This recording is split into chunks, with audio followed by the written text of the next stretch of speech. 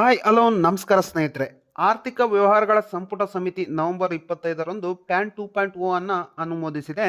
ತೆರಿಗೆದಾರರಿಗೆ ಆಗೋ ಅನುಕೂಲವನ್ನು ಸುಧಾರಿಸುವ ನಿಟ್ಟಿನಲ್ಲಿ ಪ್ಯಾನ್ ಸುವ್ಯವಸ್ಥೆಯಲ್ಲಿ ಕೂಲಂಕಷವಾಗಿ ಪರಿಶೀಲಿಸುವ ಗುರಿಯನ್ನು ಈ ಯೋಜನೆ ಹೊಂದಿದೆ. ಒಟ್ಟಾರೆಯಾಗಿ ಈ ವಿಡಿಯೋದಲ್ಲಿ ಪ್ಯಾನ್ ಕಾರ್ಡ್ 2.0ನ ಬಗ್ಗೆ ತಿಳಿಸ್ಕೊಡ್ತಾ ಇದ್ದೀನಿ. ಸೊ ಅದಕ್ಕೂ ಮುಂಚೆ ನಂದೊಂದು ಸ್ಮಾಲ್ ರಿಕ್ವೆಸ್ಟ್, ನೀವಿನ್ನೂ ನಮ್ಮ ಚಾನಲ್ನ ಸಬ್ಸ್ಕ್ರೈಬ್ ಆಗಿಲ್ಲ ಅಂದರೆ ಈಗಲೇ ಸಬ್ಸ್ಕ್ರೈಬ್ ಆಗಿ, ಹಾಗೆ ಪಕ್ಕದಲ್ಲಿ ಬರುವ ಬೆಲ್ ಐಕನ್ನ ಕ್ಲಿಕ್ ಮಾಡಿ ಫ್ರೆಂಡ್ಸ್. ಹಾಗೆ ಈ ಮಾಹಿತಿ ನಿಮಗೆ ಇಷ್ಟವಾಗಿದ್ದರೆ ದಯವಿಟ್ಟು ಒಂದು ಲೈಕನ್ನು ಮಾಡಿ ಫ್ರೆಂಡ್ಸ್. ಪ್ಯಾನ್ ಕಾರ್ಡ್ 2.0ನ ಬಗ್ಗೆ ಕೇಂದ್ರ ಸಚಿವ ಅಶ್ವಿನಿ ವೈಷ್ಣವ್ ಅವರು ಮಾಹಿತಿಯನ್ನು ನೀಡಿದ್ದಾರೆ. ಪ್ಯಾನ್ ಕಾರ್ಡ್ ನಮ್ಮ ಜೀವನದ ಭಾಗ ಆಗಿದೆ, ಮಧ್ಯಮ ವರ್ಗ ಮತ್ತು ಸಣ್ಣ ಉದ್ಯಮಿಗಳಿಗೆ ಮುಖ್ಯವಾಗಿದೆ. ಈ ಕಾರಣ ಈಗ ಅಪ್ಡೇಟ್ ಮಾಡಲಾಗುತ್ತಿದೆ. ಪ್ಯಾನ್ 2.0 ಅನ್ನು ಅನುಮೋದಿಸಿದೆ. ಈಗಿರುವ ಪ್ಯಾನ್ ವ್ಯವಸ್ಥೆಯನ್ನ ಅಪ್ಡೇಟ್ ಮಾಡಲಾಗುವುದು ಮತ್ತು ಡಿಜಿಟಲ್ಗೆ ವರ್ಗಾವಣೆ ಮಾಡಲಾಗುವುದು ಅಂತ ಸರ್ಕಾರ ತಿಳಿಸಿದೆ. ಇದಕ್ಕಾಗಿ ಸರ್ಕಾರನೇ 1435 ಕೋಟಿಯನ್ನು ಆರ್ಥಿಕ ವ್ಯವಹಾರಗಳ ಕ್ಯಾಬಿನೆಟ್ ಸಮಿತಿ ಇದಕ್ಕೆ ಅನುಮೋದನೆ ಕೂಡ ಕೊಟ್ಟಿದೆ ಫ್ರೆಂಡ್ಸ್. ಸೊ ಹಾಗಾಗಿ ನೀವು ಇದಕ್ಕೂ ಮುಂಚೆ ನೀವು ಯಾರೆಲ್ಲ ಓಲ್ಡ್ ಪ್ಯಾನ್ ಕಾರ್ಡನ್ನು ಹೊಂದಿದ್ರೋ ಅವರೆಲ್ಲನೂ ಕೂಡ ಪ್ಯಾನ್ ಕಾರ್ಡನ್ನು ಅಪ್ಡೇಟ್ ಮಾಡಿಸ್ಬೇಕಾಗುತ್ತೆ ಫ್ರೆಂಡ್ಸ್. ಸೊ ಅದನ್ನು ಯಾವ ರೀತಿ ಮಾಡಿಸೋದು ಮತ್ತು ಎಲ್ಲಿ ಮಾಡಿಸೋದು ಮತ್ತು ಪ್ಯಾನ್ ಕಾರ್ಡ್ ಅಪ್ಡೇಟ್ ಆಗಿರ್ತಕ್ಕಂಥ ಪ್ಯಾನ್ ಕಾರ್ಡ್ ಯಾವ ರೀತಿ ಇರುತ್ತೆ ಅನ್ನೋದನ್ನು ಈಗ ಮುಂದೆ ತಿಳ್ಕೊಳ್ಳೋಣ ಫ್ರೆಂಡ್ಸ್. ಸೊ ನೋಡ್ಬೋದು. ಸೊ ಪ್ಯಾನ್ 2.0 ಎಂದ್ರೇನು ಅಂತ ಮೊದಲಿಗೆ ತಿಳ್ಕೊಳೋದಾದರೆ, ಇದು ಅಸ್ತಿತ್ವದಲ್ಲಿರೋ ಪ್ಯಾನ್ ಕಾರ್ಡ್ಗಿಂತ ಹೇಗೆ ಭಿನ್ನವಾಗಿ ಯಾವ ರೀತಿ ಇರುತ್ತೆ ಅನ್ನೋದನ್ನು ನೋಡೋದಾದರೆ, ಪ್ಯಾನ್ 2.0 ಒಂದು ಆಡಳಿತ ಯೋಜನೆಯಾಗಿದ್ದು, ಪ್ಯಾನ್ ಅಥವಾ ಟ್ಯಾನ್ ಸೇವೆಗಳು ಮತ್ತು ಪ್ಯಾನ್ ಊರ್ಜಿತಗೊಳಿಸುವಿಕೆ ಸೇವೆಗಳನ್ನು ಪೇಪರ್ಲೆಸ್ ಏಕೀಕೃತ ಪ್ಲಾಟ್ಫಾರ್ಮ್ ಆಗಿ ಸಂಯೋಜಿಸುವ ಪ್ಯಾನ್ ವ್ಯವಸ್ಥೆಯನ್ನು ಅಪ್ಗ್ರೇಡ್ ಮಾಡುತ್ತದೆ. ಇದು ಅಸ್ತಿತ್ವದಲ್ಲಿರುವ ಪ್ಯಾನ್ ಕಾರ್ಡ್ನಿಂದ ವರ್ಧಿತ ಕಾರ್ಯವನ್ನು ಪರಿಚಯಿಸುತ್ತದೆ. ಉದಾಹರಣೆಗೆ, ತ್ವರಿತ ಸ್ಕ್ಯಾನ್ಗಳಿಂದ QR ಕೋಡ್ನ ಏಕೀಕರಣ ಮತ್ತು ಸುಲಭವಾದ ಡೇಟಾ ಪ್ರವೇಶವನ್ನು ಮತ್ತು ಪರಿಶೀಲನೆಯನ್ನು ಕೂಡ ಇದು ಮಾಡುತ್ತೆ ಅಂತ ತಿಳಿಸ್ತದೆ. ಅಂದರೆ ಇದರ ಅರ್ಥ, ನೀವು ಹೊಸದಾಗಿ ಪ್ಯಾನ್ ಕಾರ್ಡ್ ಅಪ್ಡೇಟ್ ಮಾಡುವಂಥ ಪ್ಯಾನ್ ಕಾರ್ಡು ಪೇಪರ್ಲೆಸ್ ಆಗಿರುತ್ತೆ ಮತ್ತು ಒಂದೇ ಪ್ಲಾಟ್ಫಾರ್ಮಲ್ಲಿ ಎಲ್ಲದನ್ನು ವ್ಯವಹಾರ ಮಾಡ್ತಕ್ಕಂಥ ವ್ಯವಸ್ಥೆ ಕೂಡ ಆಗಿರುತ್ತೆ.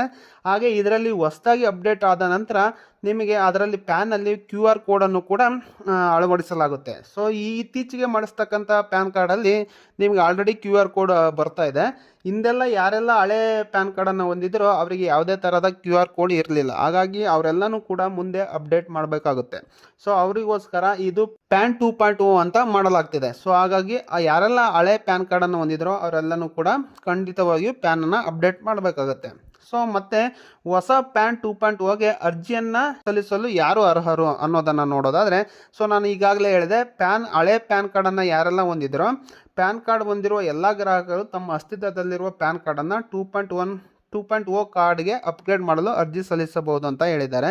ಸೊ ಹಳೆಯ ಕಾರ್ಡನ್ನು ಯಾರೆಲ್ಲ ಹೊಂದಿದ್ರೋ ಅವರೆಲ್ಲನೂ ಕೂಡ ನಿಮ್ಮ ಪ್ಯಾನನ್ನು ಅಪ್ಡೇಟ್ ಮಾಡಬೇಕಾಗುತ್ತೆ. ಸೊ ಹೊಸದಾಗಿ ಇತ್ತೀಚೆಗೆ ಮಾಡಿಸ್ತಕ್ಕಂಥವ್ರು ಕೂಡ ಅಪ್ಡೇಟ್ ಮಾಡಬೇಕಾಗುತ್ತೆ. ಸೊ ಅದನ್ನು ಮುಂದೆ ತಿಳ್ಕೋಣ. ಒಟ್ಟಾರೆಯಾಗಿ ನೀವು ಯಾರೆಲ್ಲ ಪ್ಯಾನ್ ಕಾರ್ಡನ್ನು ಹೊಂದಿರೋ ಪ್ರತಿಯೊಬ್ಬರು ಕೂಡ ನಿಮ್ಮ ಪ್ಯಾನ್ ಕಾರ್ಡನ್ನು ಅಪ್ಡೇಟ್ ಮಾಡಬೇಕಾಗುತ್ತೆ. ಹಾಗೆ ಈ ಪ್ಯಾನ್ ಕಾರ್ಡಿನ ಪ್ರಮುಖ ಲಕ್ಷಣ ಯಾವ್ಯಾವು ಅಂತ ನೋಡೋದಾದ್ರೆ, ಪ್ಯಾನ್ 2.0 ಕಾರ್ಡ್ನ ಪ್ರಮುಖ ವೈಶಿಷ್ಟ್ಯವೇನೆಂದರೆ QR ಕೋಡ್ ಇರುತ್ತೆ ಮತ್ತು ಇದು ಸುಲಭವಾದ ಡೇಟಾ ಪ್ರವೇಶ ಪರಿಶೀಲನೆ ಮತ್ತು ತ್ವರಿತ ಪರಿಸರ ಸ್ನೇಹಿ ಸೇವೆಗಳನ್ನು ಸುಗಮಗೊಳಿಸುತ್ತದೆ ಅಂತ ತಿಳಿಸಿದ್ದಾರೆ. ಸೊ ಏನಪ್ಪಾ ಅಂದರೆ, ನಿಮಗೆ ಇದರಲ್ಲಿ QR ಕೋಡ್ ಇರುತ್ತೆ, ಸುಲಭವಾಗಿ ನಮ್ಮ ವ್ಯವಹಾರವನ್ನು ಈಸಿಯಾಗಿ ಮಾಡ್ಕೊಳ್ಬೋದು ಅಂತಲೂ ಕೂಡ ತಿಳಿಸಿದ್ದಾರೆ. ಹಾಗಾಗಿ ಈ 2.0ನ ಅಪ್ಗ್ರೇಡೇಷನ್ ಮಾಡಬೇಕಾಗುತ್ತೆ ಅಂತ ಹೇಳಿದ್ದಾರೆ.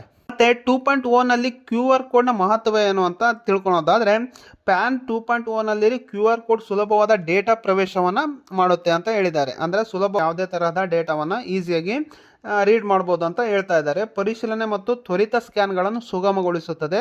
ಇದು ಕಾಗದರಹಿತ ಸುರಕ್ಷಿತ ಏಕೀಕೃತ ಡಿಜಿಟಲ್ ಪೋರ್ಟಲ್ ಮೂಲಕ ತೆರಿಗೆದಾರರಿಗೆ ನೋಂದಣಿ ಮತ್ತು ಪರಿಶೀಲನೆಯನ್ನು ಸುವ್ಯವಸ್ಥೆಗೊಳಿಸುತ್ತದೆ.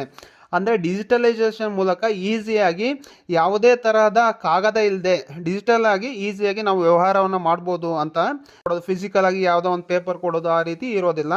ಇದನ್ನು ನೀವು ಡಿಜಿಟಲ್ ಆಗಿ ಮಾಡ್ಬೋದು ಅಂತ ಇದರ ಮಹತ್ವ ಕೂಡ ಅದೇ ಆಗಿರುತ್ತೆ. QR ಕೋಡ್ ಬರೋದ್ರಿಂದ ಯಾವ ರೀತಿ ನಾವು UPIನ ಡಿಜಿಟಲೈಸೇಷನ್ ಮಾಡ್ತೀವೋ, ಈಗ ಅಮೌಂಟ್ ಕೊಡದಲೇ ನಾವು ಡೈರೆಕ್ಟಾಗಿ UPI ಮುಖಾಂತರ ಅಮೌಂಟನ್ನು ಟ್ರಾನ್ಸಾಕ್ಷನ್ ಮಾಡ್ತೀವೋ ಅದೇ ರೀತಿಯಾದ ವ್ಯವಸ್ಥೆ ಇದಾಗಿರುತ್ತೆ ಫ್ರೆಂಡ್ಸ್. ಸೊ ಹಾಗಾಗಿ 2.0 ಅಂತ ಬಂದಿದೆ. ಸೊ ನೀವೆಲ್ಲ ಯಾರೆಲ್ಲ ಪ್ಯಾನ್ ಕಾರ್ಡ್ ಹೊಂದಿದ್ರೋ ಕಡ್ಡಾಯವಾಗಿ ನೀವು ಅಪ್ಡೇಟ್ ಮಾಡಬೇಕಾಗುತ್ತೆ.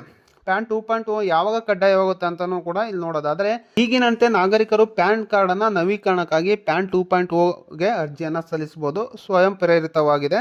ನಾಗರಿಕರು ತಮ್ಮ ಅಸ್ತಿತ್ವದ ಪ್ಯಾನ್ ಕಾರ್ಡನ್ನು QR ಕೋಡ್ ಹೊಂದಿರುವ ಪ್ಯಾನ್ 2.0ಗೆ ಅಪ್ಗ್ರೇಡ್ ಮಾಡುವ ಆಯ್ಕೆಯನ್ನು ಹೊಂದಿರುತ್ತದೆ ಅಂತಲೂ ಕೂಡ ಹೇಳಿದ್ದಾರೆ. ಯಾವಾಗ ಮಾಡಬೇಕಾಗುತ್ತೆ ಅನ್ನೋದನ್ನ ನೋಡೋದಾದ್ರೆ ನೋಡ್ಬೋದು, ಪ್ಯಾನ್ ಕಾರ್ಡ್ ಹೊಂದಿರುವ ನಾಗರಿಕರು ಹೊಸ ಪ್ಯಾನ್ ಕಾರ್ಡ್ 2.0ಗೆ ಏಕೀಕೃತ ಪೋರ್ಟಲ್ ಮೂಲಕ ಅರ್ಜಿಯನ್ನು ಸಲ್ಲಿಸಬಹುದು ಅಂತ ತಿಳಿಸಿದ್ದಾರೆ. ಇದನ್ನು ಸರ್ಕಾರವು ಇನ್ನೂ ಪ್ರಾರಂಭಿಸಬೇಕಾಗಿದೆ.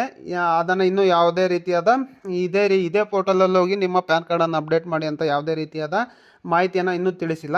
ಸೊ ಹಾಗಾಗಿ ಪ್ಯಾನ್ 2.0 ಬಿಡುಗಡೆ ದಿನಾಂಕವನ್ನು ಕೂಡ ಇನ್ನೂ ಘೋಷಿಸಬೇಕಿದೆ. ಸೊ ಆ ಬಿಡುಗಡೆ ದಿನಾಂಕವನ್ನು ಬಂದ ನಂತರ ನಿಮಗೆ ಈ ಮಾಹಿತಿಯನ್ನು ತಿಳಿಸ್ಕೊಡ್ತೇವೆ, ಯಾವ ಡೇಟಿಂದ ನೀವು ಪ್ಯಾನ್ ಕಾರ್ಡನ್ನು ಅಪ್ಡೇಟ್ ಮಾಡಬೇಕಾಗುತ್ತೆ ಅಂತ.